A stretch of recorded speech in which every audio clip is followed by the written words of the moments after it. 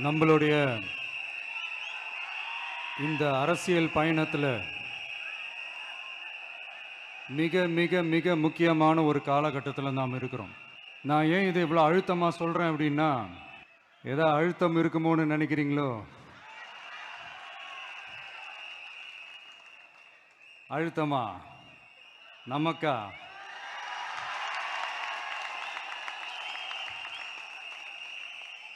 இந்த அழுத்தத்துக்கெல்லாம் அடங்கி போற ஆளா இந்த ஆளு? இந்த மூஞ்சா பார்த்தா அப்படியா தெரியுது உங்களுக்கு?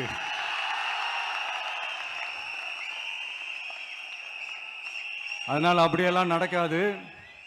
அதுவும் முக்கியமா நம்ம கிட்ட அதெல்லாம் நடக்கவே நடக்காது. ஆனா அழுத்தம் இருக்குதான்னு கேட்டீங்கன்னா இருக்குது.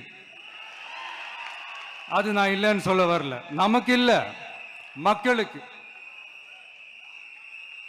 தமிழ்நாட்டை இதுக்கு முன்னாடி ஆண்டவங்களும் சரி பாஜகவுக்கு அடிமையா தான் இருந்திருக்கிறாங்க. ஸோ அவங்கள நம்பியும் ஒரு பிரயோஜனமும் இல்லை. இப்ப ஆண்டுகிட்டு இருக்கிற இந்த திமுக அரசாச்சும் நமக்கு ஏதாவது செய்வாங்கன்னு பார்த்தா இவங்களும் அவங்கள மாதிரியே தான். இன்னும் சொல்ல போனா ஒரு படி மேல, இன்னும் மோசம். அவங்களாச்சும் நேரடியா சரண்டர் ஆகி இருப்பாங்க, இவங்க மறைமுகமா சரண்டர் ஆகி இருக்கிறாங்க. அவ்வளவுதான் வித்தியாசம். அதனால நீங்க பாத்தீங்கன்னா அவங்களோட அந்த வேஷம் கலைஞ்சிடக்கூடாதுன்றதுக்காக இந்த கலரா கவர்ச்சிகரமான இந்த அறிவிப்புகள்லாம் வெளியிடுறாங்க. நோட்டீஸ் பண்ணியிருப்பீங்கன்னு நினைக்கிறேன். அதனால இவங்க எல்லாரும் இப்படியே இருக்கிறாங்களே, நமக்காக உண்மையா உழைக்கிறதுக்கு யாராச்சும் வந்துட மாட்டாங்களா அப்படின்னு மக்கள் ஒரு விதமான அதை வெளியில சொல்ல முடியாத ஒரு அழுத்தத்தில் இருக்கிற நேரம் இது. மாத்தி மாத்தி ஓட்டு போட்டு ஏமாந்து அவங்க இப்ப நம்மள நம்புறாங்க.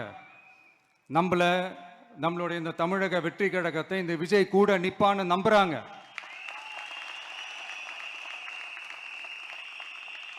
நம்மள நம்புறவங்களுக்காக நாம நம்பிக்கையோடு இருக்கணும்ல. அப்படின்னா இது முக்கியமான மிக மிக மிக முக்கியமான ஒரு காலகட்டம் தானே.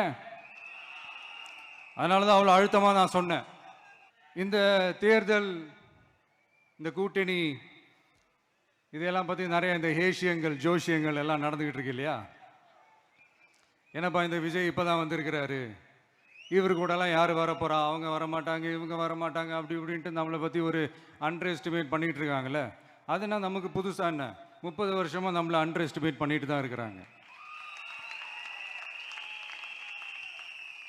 ஆனால் மக்கள் கரெக்டாக நம்மளை எஸ்டிமேட் பண்ணி ரொம்ப அழகா, ரொம்ப அக்கறையா, ரொம்ப தெளிவா, ரொம்ப தீர்க்கமா நமக்குன்னு ஒரு இடத்தை கொடுத்திருக்கிறாங்கல்ல. எப்படி? என் கேரியரின் உச்சமான ஒரு இடத்தை கொடுத்திருக்கிறாங்கல்ல. அதை இந்த நாடே பார்த்துக்கிட்டு இருக்குல்ல. ஏன் அப்படி எனக்கு அந்த இடத்தை கொடுக்கணும்? ஏன்னா இந்த விஜய் நம்ம பிள்ளையாச்சே, நம்ம அண்ணனாச்சே, நம்ம தம்பியாச்சேன்னு சொல்லி அவங்க மனசுல அப்படி தோணுது. அதனாலதான் நமக்கு அப்படி ஒரு இடத்தை கொடுத்து உள்ளன்போடு அள்ளி நம்மளை அரவணைச்சுக்கிட்டு இருக்கிறாங்க. அப்படி நம்மளை நம்புறவங்களுக்காக நாம உழைக்கிறதே அது ஒரு பழக்கமாகி இப்ப அதுவே என்னுடைய ஒரு ஒரிஜினல் கேரக்டராகவே மாறிடுச்சு. இத்தனை வருஷமா இருக்கிற அந்த உழைக்கிற குணம் அது எப்படி மாறும்? அதெல்லாம் மாறவே மாறாது. அரசியலுக்கு வந்ததுக்கு அப்புறமும் சரி, ஆட்சி அதிகாரத்துக்கு வந்ததுக்கு அப்புறமும் சரி, ஒன்னே ஒன்று சொல்ற, எழுதி வச்சுக்கோங்க. இதுக்கு முன்னாடி இருந்தவங்க மாதிரியோ இல்ல இப்ப இருக்கிறவங்க மாதிரியோ ஊழல் செய்யவே மாட்டான்.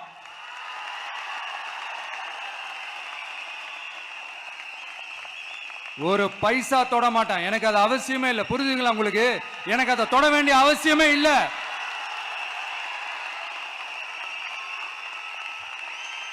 ஒரு துளி ஊழல் கரை கூட படியவே படியாது, படியவும் விட மாட்டான். நீங்க கேட்கலாம், இது என்ன சினிமாவா? இது என்ன முதல்வன் படமா? ஒரே நாள் நம்ம இவர் எல்லாத்தையும் கிளீன் பண்ணிடுவாரான்னு நீங்க கேட்கலாம். ஓகே, பிராக்டிகலா அது பாசிபிள் இல்லதான். But it is a process, right? It is a process. இப்படி எதுக்குமே ஆசைப்படாத ஒருத்தன் அரசியலுக்கு வரான் அப்படின்னா, அவன் கண்ணு முன்னாடி ஏதாவது ஒரு தப்பு நடக்குது அப்படின்னா, அவன் கண்ணு முன்னாடி ஏதாவது இந்த மாதிரி ஒரு ஊழல் நடக்குது அப்படின்னா, அதை பார்த்துக்கிட்டு அவன் சும்மா இருப்பான்னு நினைக்கிறீங்க?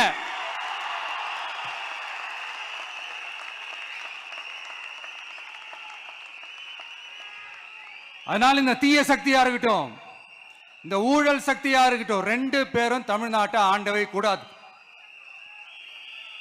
அப்படிப்பட்ட இந்த கட்சிகளை உண்மையா தில்லா எதிர்க்கிற அந்த கட்ஸும் கெத்தும் நம்ம கிட்ட மட்டும்தான் இருக்கு.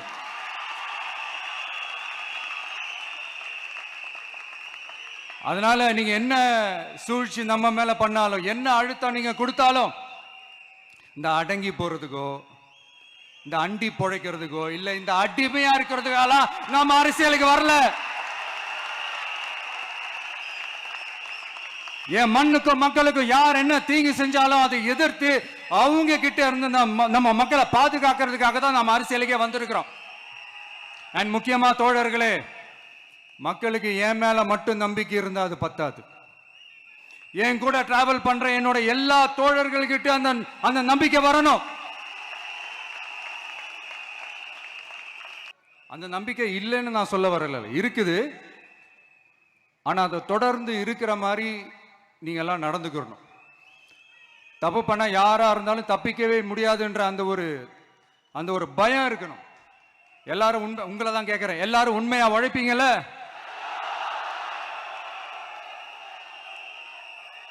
யாருக்காகவும் எதுக்காகவும் நம்மளோட அரசியல காம்ப்ரமைஸ் பண்ணிக்கவே கூடாது, செய்வீங்கல்ல?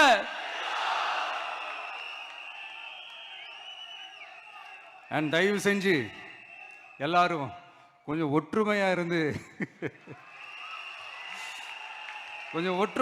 சேர்ந்து உழைச்சி ஜெயிப்பீங்கல்ல?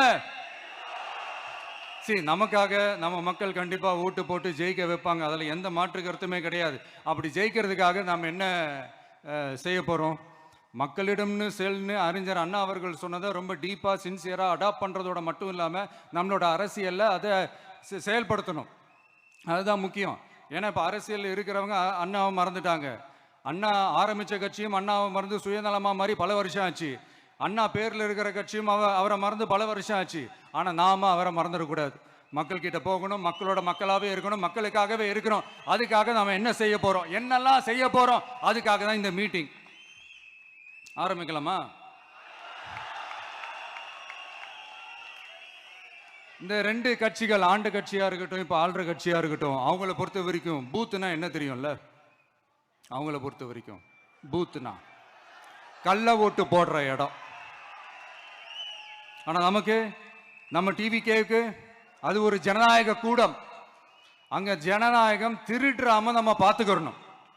ஒவ்வொரு ஓட்டையும் நம்ம பாதுகாக்கணும். எப்படி பாதுகாக்கிறது? ஒவ்வொரு வீட்டில் இருக்கிற ஒவ்வொரு ஓட்டும் நமக்கு தானே ஃபர்ஸ்ட் கன்ஃபார்ம் பண்ணுங்க. எனக்கு தெரிஞ்சு தமிழ்நாட்டில் ஒரு 2.25 கோடி ரேஷன் கார்டுகள் இருக்கும்னு நினைக்கிறேன். அவங்க எல்லாரும் வேற வேற எந்தெந்த கட்சியில இருந்தாலும் கட்சி வேறுபாடு எல்லாத்தையும் தாண்டி இந்த விஜய் அவங்க வீட்டில் ஒருத்தனா வாழ்ந்துட்டு இருக்கிறான். அவங்க குடும்பத்தில் ஒருத்தனா பார்த்துக்கிட்டு இருக்கிறாங்க. அதனால இந்த கட்சி கிச்சி எல்லாத்தையும் தாண்டி இந்த விஜய் கூட நிக்கணும்னு முடிவு பண்ணிட்டாங்க. அதனால அப்படி முடிவு பண்ண அவங்கள பாதுகாப்பா பூத்துக்கு கூட்டிட்டு வாங்க. நம்மளோட இந்த விசில் சின்னத்துக்கு ஓட்டு போட வைங்க.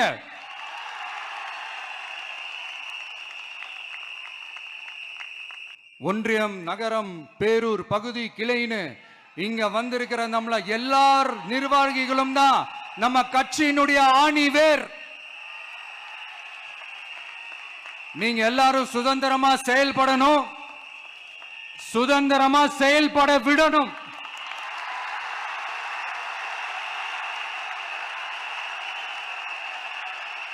நீங்க ஒவ்வொருத்தரும் எனக்கு முக்கியம்.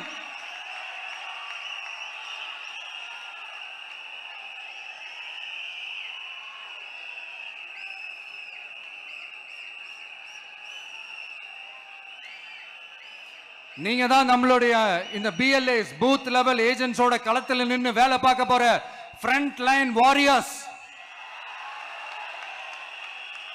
இப்ப நடக்க போறது வெறும் எலெக்ஷன் கிடையாது, இது ஒரு ஜனநாயக போர்.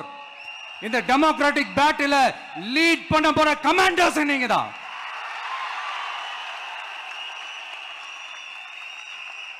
நான் ஏன் இது எவ்வளவு ஸ்ட்ரெஸ் பண்ணி சொல்றேன் அப்படின்னா, இந்த தீய சக்தி எப்படி, இந்த தீய சக்தியோட தில்லு முள்ளுலாம் உங்களுக்கே நல்லா தெரியும். முழிச்சிட்டு இருக்கும் போது முழியை தோண்டி எடுத்துட்டு போற கூட்டம். அதனால கொஞ்சம் ஜாக்கிரதையா இருக்கணும். நம்ம எலெக்ஷனுக்கு இன்னும் 3 மாசம் தான் இருக்குது, அவ்வளவு கூட இல்லைன்னு நினைக்கிறேன். இந்த 3 மாசத்துல நீங்க செய்ய போற அந்த களப்பணியில தான் நம்மளுடைய வெற்றியே இருக்குது. உங்களுக்கு இந்த விஜய் பிடிக்கும்ன்றது உண்மைனா, சத்தியம்னா, உங்களோட உழைப்புல அதை காட்டுங்க.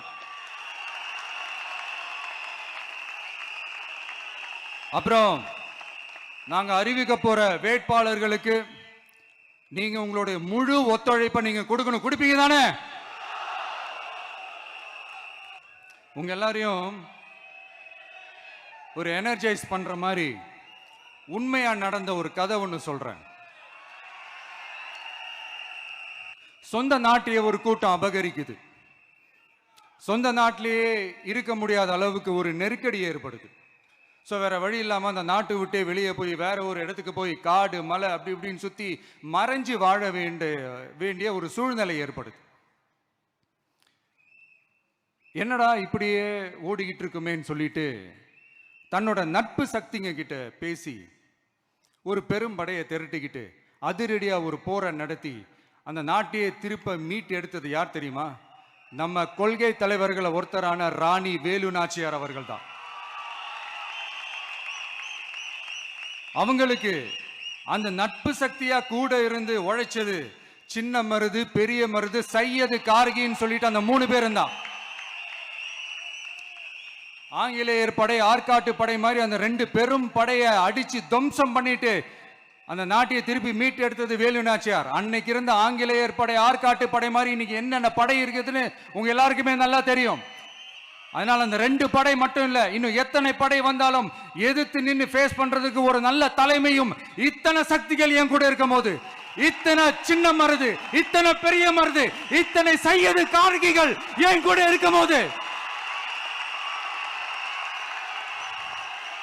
நம்ம நாட்டை நம்மளால மீட்டெடுக்க முடியாதான?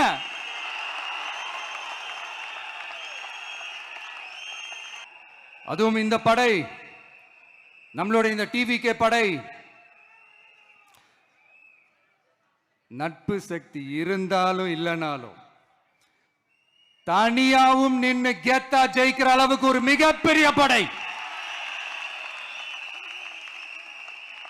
அதுலயும் ரொம்ப முக்கியமா இன்னைக்கு இந்த கூட்டத்துக்கு வரலனாலும் நான் அந்த போர்ல நடந்த அந்த கதை மாதிரி கட்ஸான குயில்கள் நிறைந்த பெண்கள் படையும் நம்மளோட இருக்கிறாங்க. அந்த பெண்கள் படையை பார்த்துதான் அரசியல் அரங்கமே அதிர்ந்து போயிருக்குது. அதனால எல்லாரும் ஒரு நிமிஷம் எனக்காக எந்திரிச்சு நில்லுங்களேன் ப்ளீஸ். நான் சொல்றதை கொஞ்சம் ரிப்பீட் பண்ணுங்க. இந்த 2026 சட்டமன்ற தேர்தல்ல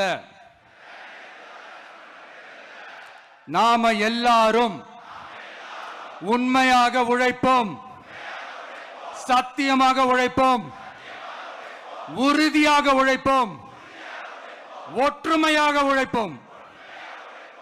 தேங்க்யூ. Please sit down. உங்களோட இந்த வார்த்தையை நான் மனப்பூர்வமா நம்புறேன். நான் ஏற்கனவே சொன்ன மாதிரி இந்த வரப்போற தேர்தல் இதுவரைக்கும் தமிழ்நாடு பார்த்திராத ஒரு வித்தியாசமான தேர்தல். நம்மளுடைய படை வரிசையும் அப்படிதான், ஒரு பவர் பேக்ட் ஃபோர்ஸ். இவ்வளவு நாள் இதை நாம மட்டும்தான் சொல்லிக்கிட்டு இருந்தோம். இப்ப கொஞ்சம் கொஞ்சமா அதை வெளியில சொல்ல ஆரம்பிக்கிறாங்க. என்னடா இந்த விஜய் கூட இருக்கிற ஃபோர்ஸை பார்த்தா சாதாரண ஃபோர்ஸ் மாதிரி தெரியல, மிலிட்ரியோட பெரிய ஃபோர்ஸா இருக்குது, வரப்போற எலெக்ஷனை கணிக்கவே முடியல, அப்படி இப்படின்னு சில குரல்கள்லாம் கேட்க ஆரம்பிக்குது. கணிக்கவே முடியலன்னு அவங்க வேணா சொல்லலாம், ஆனா மக்கள் ஆல்ரெடி கணிச்சு முடிச்சுட்டாங்க. அவங்க மனசை நல்லா புரிஞ்சு வச்சிருக்கிற நமக்கு அது நல்லாவே தெரியும். அதனால இந்த எலெக்ஷன் ரிசல்ட்டுக்கு அப்புறம் இந்த தீய சக்தி கிட்ட இருந்தோம், இந்த ஊழல்வாத அடிமை சக்தி கிட்ட இருந்தோம் தமிழ்நாட்டை மீட்டுட்டோம்னு உறுதியா அறிவிப்போம். அதுல என்ன மாற்று கருத்து கிடையாது. அதனால என் நெஞ்சில் குடியிருக்கும் தோழர்களே, தோழிகளே, உங்களோட நான் இருக்கேன், நம்மளோட நம்ம மக்கள் இருக்கிறாங்க. இதுக்கு மேல என்ன வேணும்? கான்பிடண்டா இருங்க, நல்லதே நடக்கும், வெற்றி நிச்சயம். மீண்டும் சந்திக்கும் வரை நன்றி, வணக்கம்.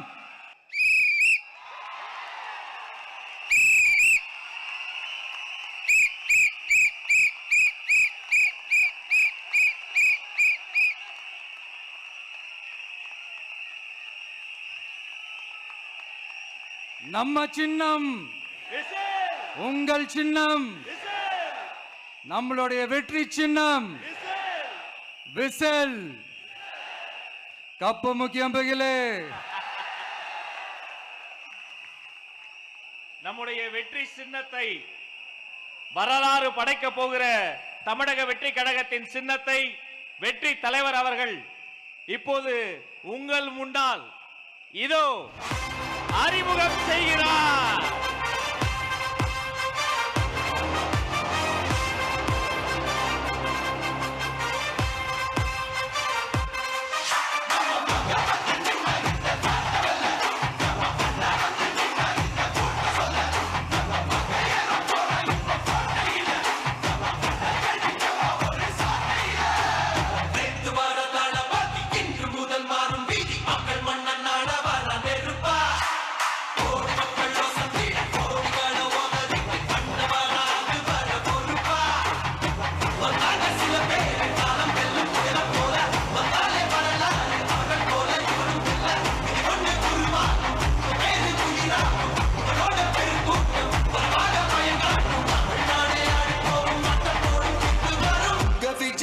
விஜய் உயிரென்ன வரனா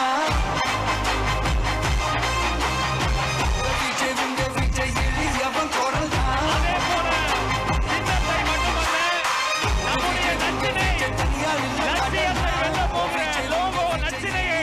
வெற்றி தலைவர் இதோ அறிமுகம் செய்கிறார். வீட்டுக்கு வீடு, வீதிக்கு வீதி, ஊர் முழுக்க உலகம் முழுக்க புதிய சரித்திரம் படைக்க போகிற தமிழக வெற்றி கழகத்தினுடைய தேர்தல் பரப்புரை லட்சினை வெற்றி சின்னம் விசையோடு இதோ வெற்றி தலைவரின் வெற்றி சின்னம் விசில். உழைக்கும் மக்களின் சின்னம் விசில், பாட்டாளிகளின் சின்னம் விசில், தாய்மார்களின் சின்னம் விசில், தமிழ்நாட்டின் சின்னம் விசில். இந்த லோகோ லட்சணையை ஆதாரமாக கொண்டு வீட்டுக்கு வீடு நம்முடைய கேம்பெயின் பரப்புரை துவங்குகிறது என்பதை நெஞ்சார்ந்த மகிழ்ச்சியோடு உங்களோடு பகிர்ந்து கொள்கிறோம். இனி வீட்டுக்கு வீடு